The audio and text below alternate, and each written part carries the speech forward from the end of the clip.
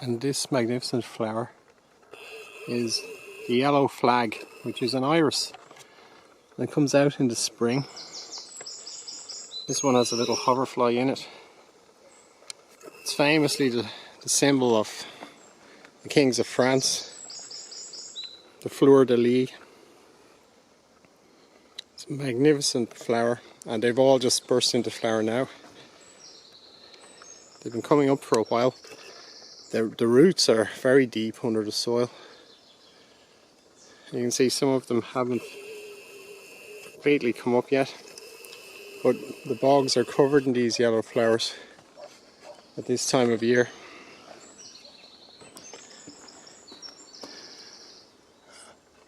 There's lots of little insects on them. Look at that, there's oh, that was a flea beetle. Flea beetles hop, but believe it or not, I actually got bitten by a flea beetle once, and so I'm wondering if the name doesn't just come because they hop. Anyway, it's still early morning, or quite early, it's not as early, but you can see that's why the light's a little bit, it's actually perfect light. I'll just show you inside the flower. It has a magnificent scent.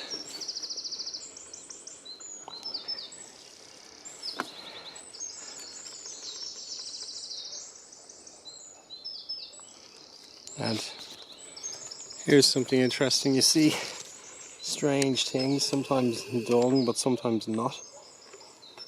You see parasitic worms get onto these for birds to eat. There's these little snails climb onto these, they feed on these lilies. Well, look at that for an interesting shape. But this is a snail here, which famously carries a parasitic worm. And the worm makes its eye stalks glow brightly and electrically. And it looks like it's a grub. And what happens is, birds see the grub and they go down and they bite it. But of course what they're actually seeing is a parasitic worm, a liver fluke. And then they swallow it, thinking it's a grub.